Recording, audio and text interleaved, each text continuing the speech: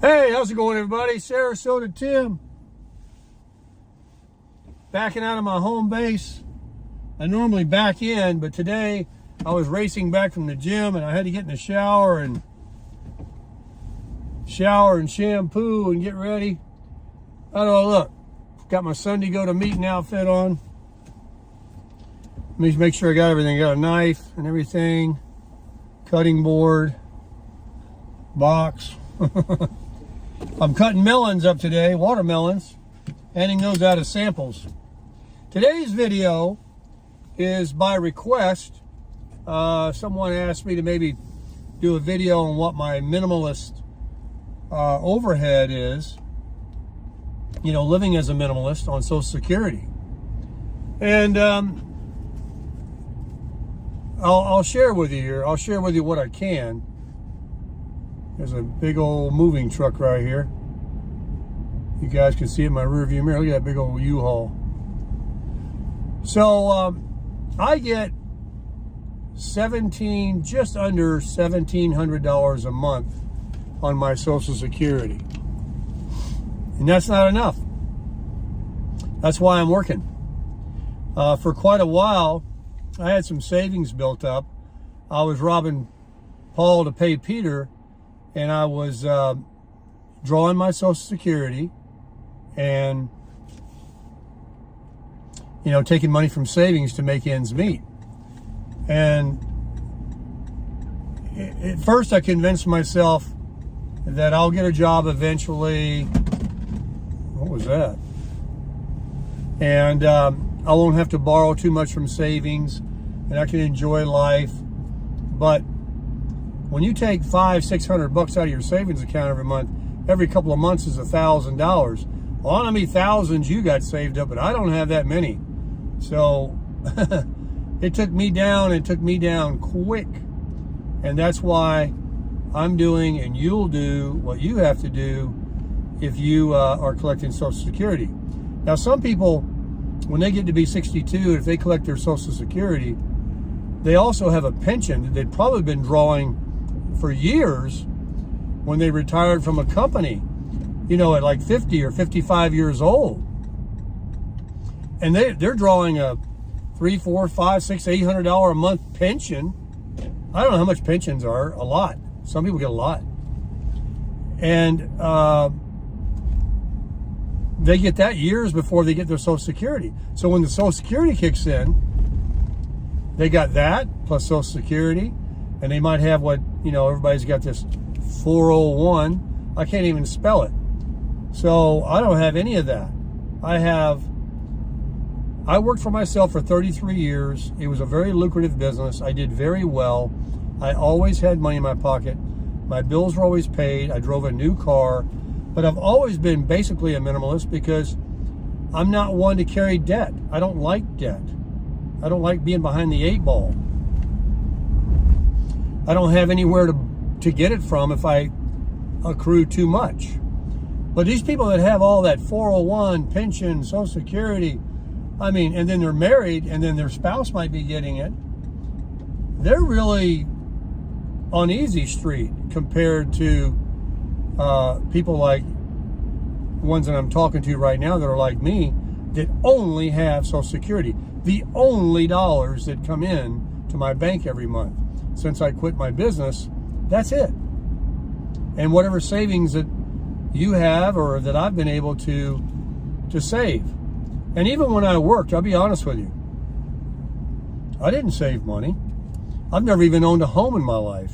I've always been a renter because with that business that I was in, I'm supposed to go straight, was a kind of a business that did take me every few years from one county to another. I would move, or one state to another. I lived in Georgia and Florida here.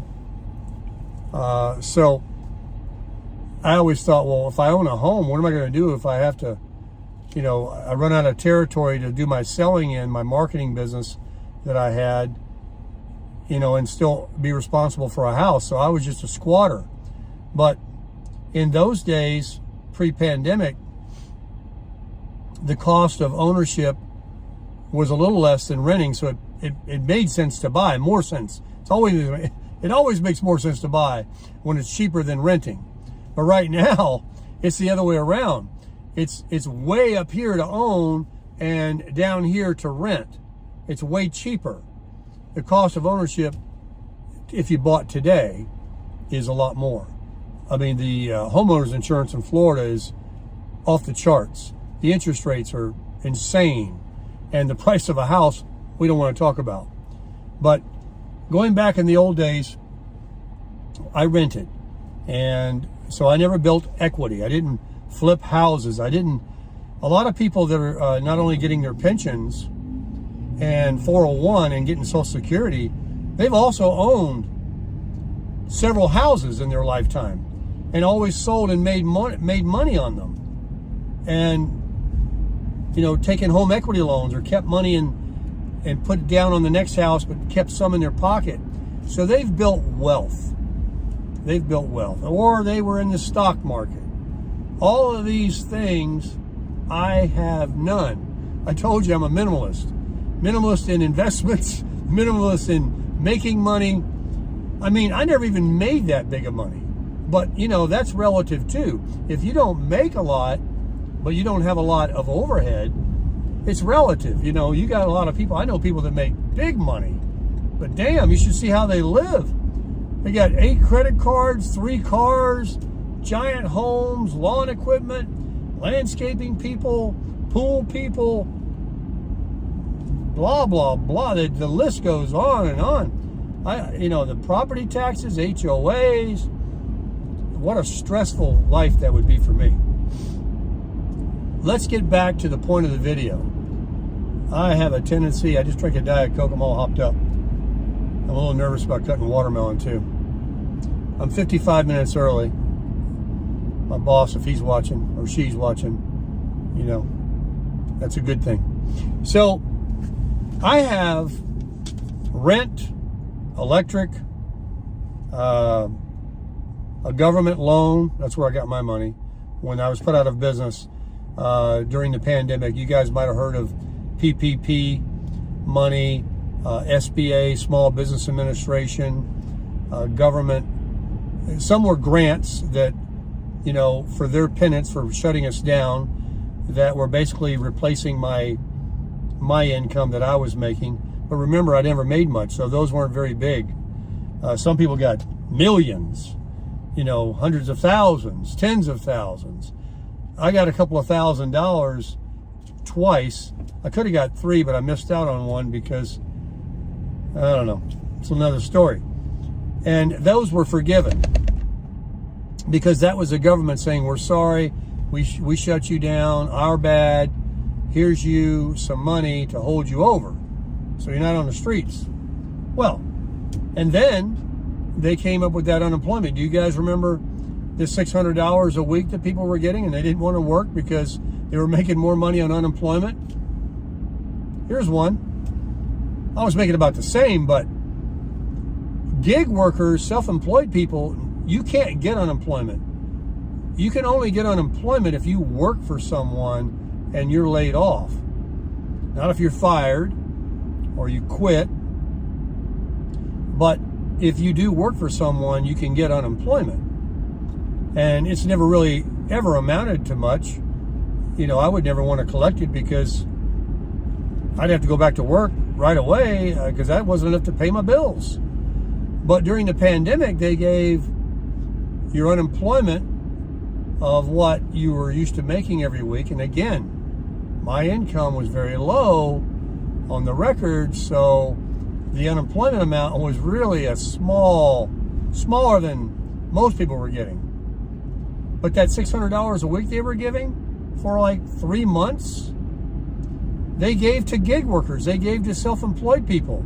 Again, because they shut us down. I didn't ask to be put out of business. I didn't ask to quit going out selling and earning. I was a self-starter. I've been doing it for 33 years. I didn't ask. We woke up one day, right? They said, give us 2 weeks to flatten the curve. Remember that? Well, 2-3 years later. So I got that. That held me over. And then I was about 6 or 8 months away from turning 62 to get my Social Security. Well, the Social Security didn't add to income that disqualified you from the unemployment. So I was able to milk that for a while. And it was like, wow. You know, I've heard stories. A lot of people made a lot of money, not from free money, but from their businesses taking off since the pandemic. Plumbers, auto repair shops, because for whatever reason, there were so many people shut down that people were clawing to get to anybody that was in business, and they were paying whatever they had to. I had a guy come over and fix my washing machine one time that the landlord sent because I was a renter, and he was talking about he's never made so much money. He's never been busier. So you can, maybe you can relate, or you've heard stories like that where a lot of businesses took off. And then the delivery business, you know, DoorDash and all these new things started up.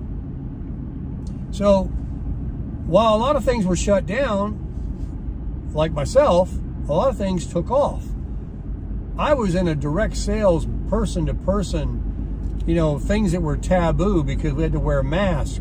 They couldn't see my smile. They were, you know, it sucked. And the businesses were closed. I couldn't go into businesses and make my cold calls.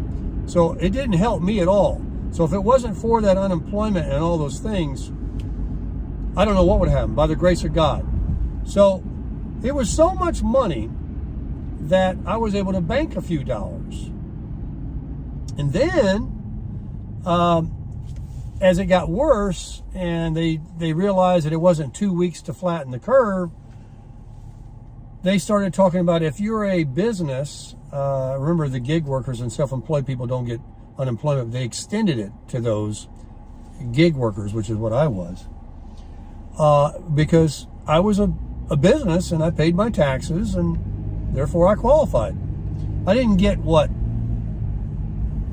many businesses got, but I got some money and it held me over. Then I started getting my Social Security. I'm backtracking a little bit here, but let me bring you up.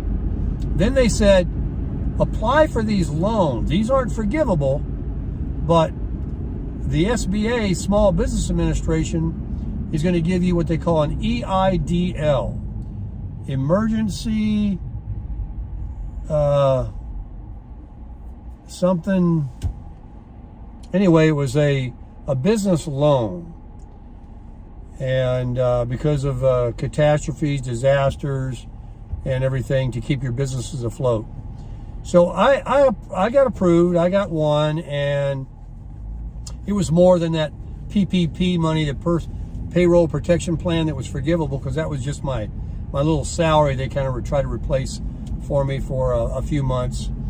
But the EIDL was a loan that was a lot more money, and it was to help businesses, you know, keep the machinery up, their rents, and you know, so they wouldn't have to go out of business. So I was reluctant to take it, but I'd been watching a lot of YouTubers who made a lot of money on YouTube, making channels talking about this is a jog road. I'm going to Lyons Road.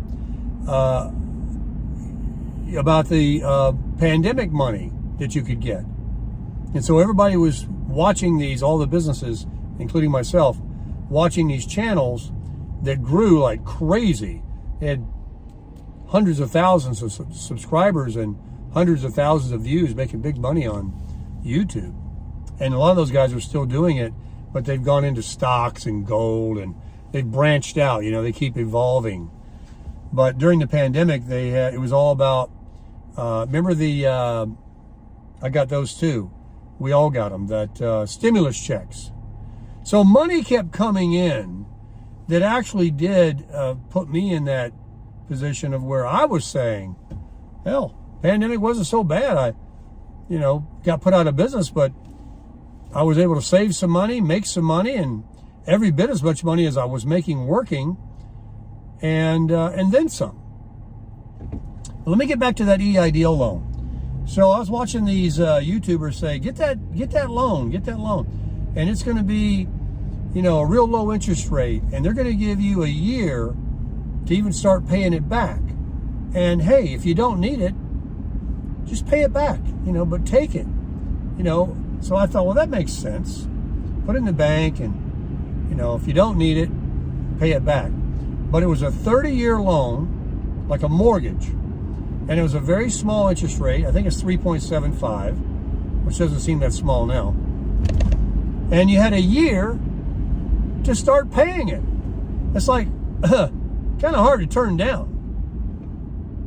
So I took it, and I paid off some debt, and I got a year. And then guess what? They came out and said, how about another year? We'll give you another year to start paying this loan. And everybody, of course, did it. So I took another year. So 2 years goes by. But they said the interest, though, will continue to accrue. But it was a 30-year loan. Now, I've already resolved with the fact that I'll be paying that the rest of my life. I just have maybe 30 years to live. So I'm going to be paying that for the rest of my life. But to have that grub stake, to have that startup, sorry about that. I got cut off from a alarm that went off on my phone to leave for work. So I'm still way ahead of schedule. So calm down, Tim. But I turned in the wrong place here. I'm not out anywhere near where I need to be yet. I don't think. So I took the loan. I waited the 2 years. I paid off some debt. I had some change, a lot of change left over, which brings me up to what I said in the beginning of the video. I was robbing Paul to pay Peter. I was robbing from that found money, that borrowed money that they gave me, along with my Social Security, and resolved to the fact that, I'm going to be paying it the rest of my life. And, when the payment comes, I'll just get a job. I mean, it's like a $300 payment. So who couldn't get a job and make $300 falling out of bed? So that's what happened. And then when the loan started and it came to maturity and there was no more free ride of paying, waiting, I had to get a job. And of course, my job really is only a few $100 more than that payment. So this job is not enough. I'm going to need more. I'm going to need that, what I keep talking about. I'm going to need that $1,000 to $1,500 a month that will keep me under that $21,500 that I'm allowed to make, and well cover that loan amount and have money. It'll be a game changer for me. So as you can see, I'm on the level with you guys. The gig I'm doing here, I'm just breaking even. I don't have any extra money to go to dinners, to take cruises, to travel, to hook up the Wolf Pup camper and buy gas, 10 miles per gallon in this thing, and drag it around the country and see things and live a retirement life. If I got that $1,000 to $1,500 coming in, and I saved up some money for a few months, and and I didn't want to travel during the winter months anyway. Other than Florida, it's cold everywhere else. I'll do some traveling and enjoy my life. I don't have to do it year round. Just save up, work all 3/4 of the year, save up, then quit that job and go travel around. That's kind of what I want to do. So anyway, to bring you back, I get $1,700 a month. I pay my rent. I pay my electric. It's not too bad in a little camper, as you can imagine. I pay the government loan, which I told you was $300. I got car insurance, obviously full coverage on a $40,000 vehicle here. I've got one credit card that doesn't charge me interest, but I have to make like a couple of $100 a month payment on it to try to cover what I spend on it every month, and it still keeps climbing. But remember, I do have some savings, so if that interest runs out and I can't get an interest-free credit card from somebody else and do a transfer balance, I'll just have to take the money from my savings and pay it off. I'm not going to pay 1 penny in interest. So I use that instead of cash. I have food, which I put down here, $800. I don't think it's an exaggeration. Food's expensive.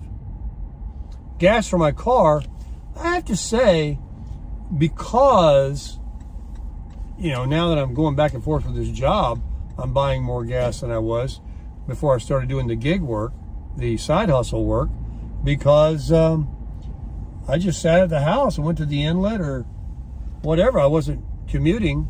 Certainly like when I was working and going around making sales calls. So anyway, I got a couple of $100 for gas. My phone, you guys know I got Visible Wireless. I haven't paid for my phone in 2 years because I pay $5 a month. Because I made some videos about Visible Wireless, which is awesome. You should get it. Check out my videos. If you just Google on YouTube Visible Wireless, you're going to find Baker on there, and use my link and you can save $20 off your first month, and I get $20. Well, I get $20 so often from people joining Visible that, and it accumulates up to 12, no more than that. So I stay maxed out at 12 months, $20 off, banked up. So that's 1 year, leaving a balance of $5 because it's $25 all in for the cell service. Unlimited talk, text, and data. I'm up to 2 terabytes a month using on data, streaming my TV, because it's a smart TV.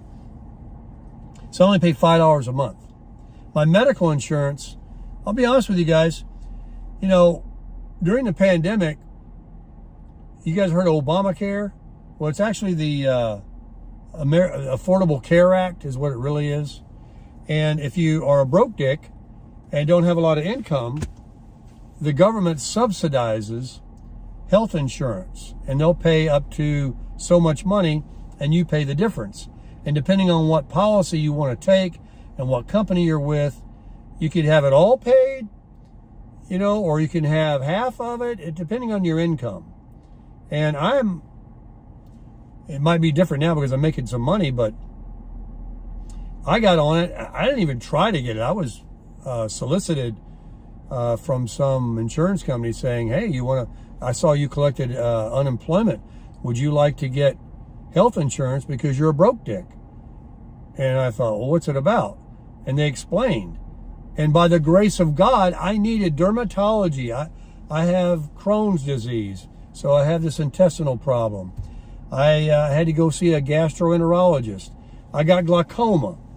None of these things I want to have, but by the grace of God, I got this insurance, which is subsidized. So I'm wearing out these doctors. Well, I got a lot of dermatology work done. I'm seeing the eye doctor, but he just got me on drops. But you know how much those drops cost? They're $350 for a little bottle, and my insurance is paying it. And I think I paid $22 for one of them. So, I'm a blessed man. Thank you, Jesus. I'm a blessed man. And it actually turned my entire life around. So now, as a minimalist on Social Security, without a real job, just a side hustle, I am just making ends meet between the $1,700 Social Security, the $500 or $600 on the side hustle, the blessings that I get from YouTube, Amazon, and you guys buying me a coffee. Thank you so much for your generosity, those that have done that, and those that might do it in the future. Hint, hint. Anyway, there's a link in the video.